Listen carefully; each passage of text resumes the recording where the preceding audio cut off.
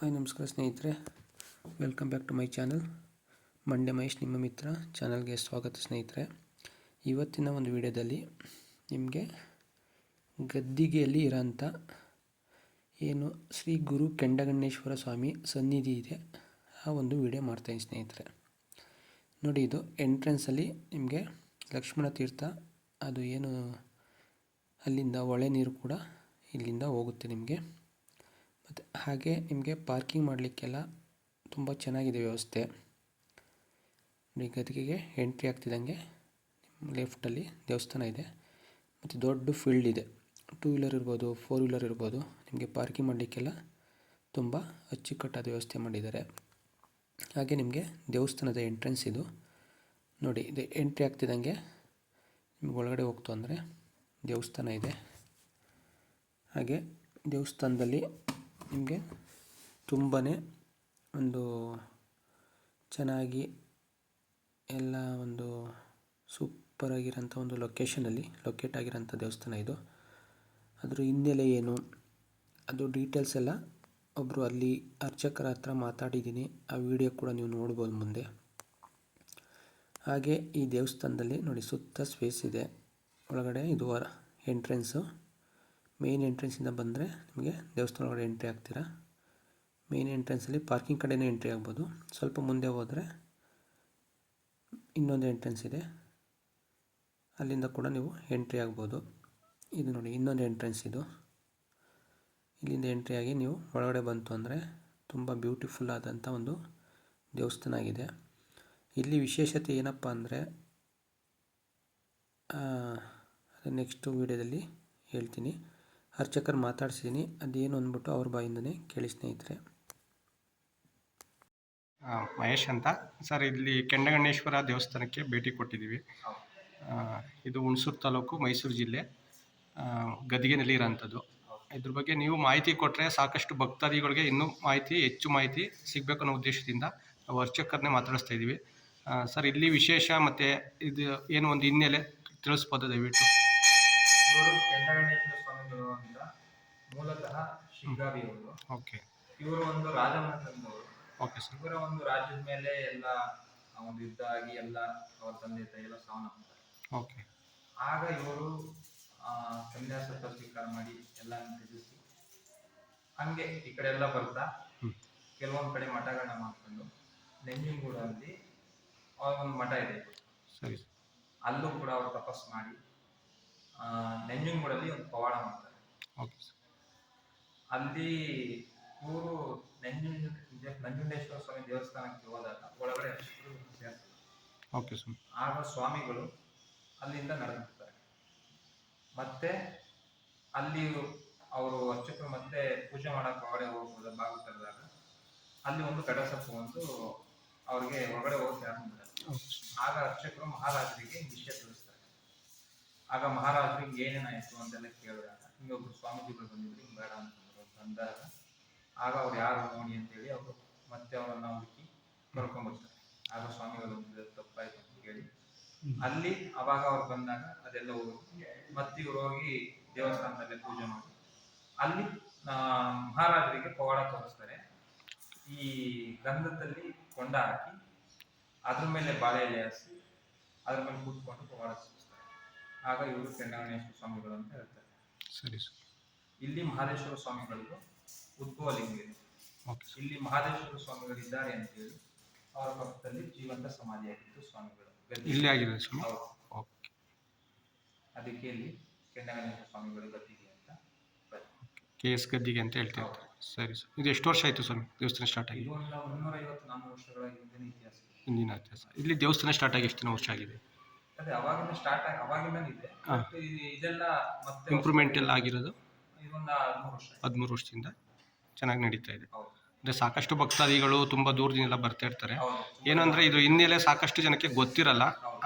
ಒಂದು ಇತಿಹಾಸ ತಿಳಿಸೋದ್ರಿಂದ ಕೆಲವೊಂದು ವರಪ್ರಸಾದ ಅಂತ ನಡೆಯುತ್ತೆ. Okay sir.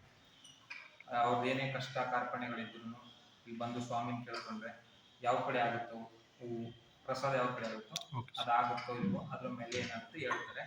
ಮತ್ತೆ ಸಂತಾನ ಭಾಗ್ಯ ಇಲ್ಲಿ ದೇವರ ಒಂದು ಕೃಪೆಯಿಂದ ಆಗುತ್ತೆ ಅಂತ ನಂಬಿಕೆ ಇದೆ. ಸರಿ ಸರ್. ಇಲ್ಲಿ ಬಂದಂಥ ಯಾರಿಗೆ ಸಂತಾನ ಆಗಿರೋದು ಅವರು ಇಲ್ಲಿ ಬಂದು ಸೇವೆ ಮಾಡಿ ಲಕ್ಷ್ಮಣ ತೀರ್ಥದಲ್ಲಿ ಸುತ್ತ ಪ್ರದಕ್ಷಿಣೆ ಮಾಡಿ ಸ್ವಾಮಿ ಬಂದು ಹೊರ ಇದ್ದಾರೆ, ಅದು ಖಂಡಿತ ಆಗುವಂಥ ಸಾಧ್ಯತೆ. ಇದು ಹೂವಿನ ವರಪ್ರಸಾದ ಪ್ರತಿದಿನ ಇರುತ್ತೆ ಸ್ವಾಮಿ? ಅದು ಪ್ರತಿದಿನ ಇರುತ್ತೆ, ಅದು ಸೋಮವಾರ ಶುಕ್ರವಾರ ತುಂಬ ದಶರದಿಂದ. ಓಕೆ. ಇಲ್ಲಿ ಕೆಣ್ಣಪ್ಪನವರು ಅಂತ ಸುಮಾರು ಒಂದು 50 ವರ್ಷಗಳಿಂದ ಸೇವೆ ಸಲ್ಲಿಸ್ತಾ ಬಂದಿದ್ರು. ಅವರು ಇವಾಗ 9 ದಿನಗಳಲ್ಲಿ ಅವರು ಒಂದು ಲಿಂಗೈಕ್ಯರಾಗಿದ್ದಾರೆ. ಎಲ್ಲರೂ ಕೂಡ ನೋವಿನ ಸಂಗತಿ. ಆದರೂ ಇಷ್ಟು ಮಾಹಿತಿ ಎಲ್ಲ ಕೊಡ್ತಾ ಇದ್ದೀರಾ, ಆ ದುಃಖ ಇಟ್ಕೊಂಡು ನಿಮಗೆ ಹೃದಯಪೂರ್ವಕ ಧನ್ಯವಾದಗಳು ಸ್ವಾಮಿಗಳೇ. ನಮಸ್ತೆ. ಕೇಳಿದ್ದೀರಲ್ಲ, ಈಗ ಅರ್ಚಕರೇ ಈ ಒಂದು ದೇವಸ್ಥಾನದ ಇತಿಹಾಸ ಏನು, ಹಿಸ್ಟ್ರಿ ಏನು, ಮತ್ತು ಹೇಗೆಲ್ಲ ಇಲ್ಲಿ ಗುರುಗಳು ಐಕ್ಯ ಆದರು ಅದೆಲ್ಲ ಕೂಡ ನಿಮಗೆ ಅವರ ಒಂದು ಎಕ್ಸ್ಪೀರಿಯೆನ್ಸು ಮತ್ತು ಅವರ ಅನುಭವನ ಇಲ್ಲಿ ಹಂಚಿಕೊಂಡಿದ್ದಾರೆ. ಹಾಗೆ ಇದು ಗರ್ಭಗುಡಿ, ಶ್ರೀ ಗುರು ಕೆಂಡಗಣ್ಣೇಶ್ವರ ಸ್ವಾಮಿ ಸನ್ನಿಧಿ ಏನಿದೆ ಇದು ಗರ್ಭಗುಡಿ. ಮತ್ತು ಪಕ್ಕದಲ್ಲಿ ಮಹದೇಶ್ವರ ದೇವರು ಕೂಡ ಇದೆ. ಮತ್ತು ನಿಮಗೆ ದಿನನಿತ್ಯ ಹೂವಿನ ಪ್ರಸಾದ ಇರುತ್ತೆ. ರಶ್ ಇರೋದ್ರಿಂದ ಅದು ಏನಾಗಿದೆ ಅಂದರೆ ನಿಮಗೆ ವಾರದಲ್ಲಿ ಕೆಲವು 2 ಇಲ್ಲ 3 ದಿವಸ ಮಾತ್ರ ನಿಮಗೆ ಹೂವಿನ ಪ್ರಸಾದ ಇರುತ್ತೆ. ಅದು ಕೂಡ ನೀವು ಯಾರು ಹೂ ಪ್ರಸಾದ ಕೇಳೋಂಥವ್ರು ನೀವು ಹೋಗಿ ಕೇಳಬಹುದು. ಮತ್ತು ಜೊತೆಗೆ ಯಾರಿಗೆಲ್ಲ ಸಂತಾನದ ಭಾಗ್ಯ ಇರಲ್ಲ ಅಂಥವ್ರು ಕೂಡ ಹರಕೆ ಮಾಡಿಕೊಂಡು ಅವರು ಕೂಡ ದೇವರ ಒಂದು ಆಶೀರ್ವಾದದಿಂದ ಅವರು ಕೂಡ ಸಂತಾನ ಭಾಗ್ಯ ಲಭಿಸ್ತಾ ಇದೆ ಅಂತ ಅಲ್ಲಿ ಇರೋಂಥ ಸ್ವಾಮೀಜಿ ಕೂಡ ಹೇಳಿದ್ದಾರೆ. ನೋಡಿ, ಇದು ದೇವಸ್ಥಾನದೊಳಗಡೆ ಇರೋಂಥ ಒಂದು ಏನು ಹಾಲ್ ಅಂತ ಹೇಳ್ಬೋದು, ಕೌಂಟ್ರೆಲ್ಲ ಇದೆ. ಮತ್ತು ನಿಮಗೆ ಇಲ್ಲಿ ಕೂಡ ಬರೋಂಥ ಭಕ್ತಾದಿಗಳಿಗೆ 100 ಜನ, 1000 ಜನ, ಲಕ್ಷಾಂತರ ಜನ ಇಲ್ಲಿವರೆಗೆ ಒಂದು ಪ್ರಸಾದ ಕೂಡ ಮಾಡಿರ್ತಾರೆ. ಅಲ್ಲಿ ಹೋಗಿ ಬರೋಂಥ ಭಕ್ತಾದಿಗಳಿಗೆ ನಿಮಗೆ ಪ್ರಸಾದ ರೂಪದಲ್ಲಿ ಅನ್ನದಾನ ಕೂಡ ಇರುತ್ತೆ. ಹಾಗಾಗಿ ಪ್ರಸಾದ ಕೂಡ ಸ್ವೀಕರಿಸಿ ನೀವು ಬರಬಹುದು. ಇದು ಹೊರಗಡೆ ನಿಮಗೆ ಅದು ತೋರಿಸ್ತೀನಿ, ಅದು ಕೂಡ ನಾನು ನಿಮಗೆ ವಿಡಿಯೋ ಮಾಡಿದ್ದೀನಿ. ನೋಡಿ, ತುಂಬ ಚೆನ್ನಾಗಿದೆ ದೇವಸ್ಥಾನ, ತುಂಬ ಪ್ರಶಾಂತವಾಗಿದೆ. ಯಾವುದೇ ರೀತಿಯಲ್ಲಿ ಸೌಂಡ್ ಇರ್ಬೋದು, ಗದ್ದಲ ಏನೂ ಕಾಣಿಸಲ್ಲ, ನಿಮಗೆ ಏನು ಕೇಳಿಸಲ್ಲ. ಹಾಗಾಗಿ ತುಂಬಾ ಚೆನ್ನಾಗಿ ಬರ್ತಾಯಿದೆ. ಸ್ನೇಹಿತರೆ, ಇನ್ನೊಂದು ದುಃಖಕರವಾದ ಸಂಗತಿ ಏನಪ್ಪ ಅಂದರೆ ಶ್ರೀ ಕೆಂಡಗಣ್ಣಪ್ಪನವರು ಅಂದರೆ ಪ್ರಧಾನ ಅರ್ಚಕರು ಇವರು ಲಿಂಗೈಕ್ಯೆಯಾಗಿ 10ನೇ ತಾರೀಕು 7ನೇ ತಿಂಗಳು 2025 ಅವರು ತೀರ್ಕೊಂಡಿರೋದ್ರಿಂದ ಅವರ ಒಂದು ಕಾರ್ಯ 20ನೇ ತಾರೀಕು 7ನೇ ತಿಂಗಳು 2025 ಭಾನುವಾರ ನಡೀತು.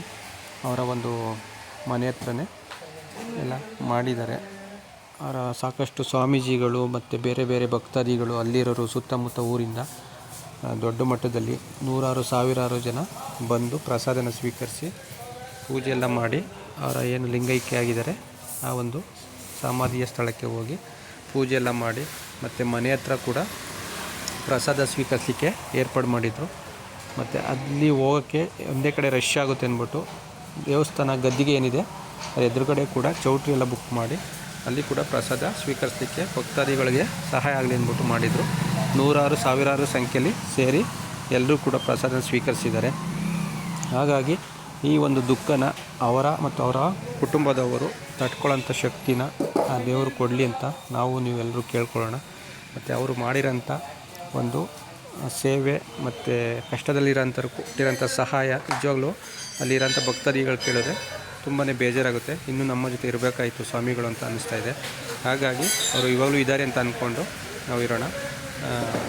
ಅವರೆಲ್ಲರೂ ಕೂಡ ಒಂದು ಏನು ಮೌನಾಚರಣೆ ಮಾಡೋ ಮುಖಾಂತರ ಅವರ ಒಂದು ಆತ್ಮಕ್ಕೆ ಶಾಂತಿ ಸಿಗಲಿ ಅಂತ ಹೇಳ್ತಾ ಮತ್ತು ಅವ್ರ ಫ್ಯಾಮಿಲಿ ಎಲ್ಲರಿಗೂ ಒಳ್ಳೆಯದಾಗಲಿ ಅಂತ ಹೇಳ್ತಾ ಹೀಗೆ ಒಂದು ದೇವಸ್ಥಾನದ ಕಾರ್ಯ ಮುಂದುವರಿಲಿ ಅಂತ ಹೇಳ್ತಾ ಎಲ್ಲರಿಗೂ ಒಳ್ಳೆಯದಾಗಲಿ. ಸರ್ವಜನ ಸುಖಿನೋ ಭವಂತು. Thank you so much.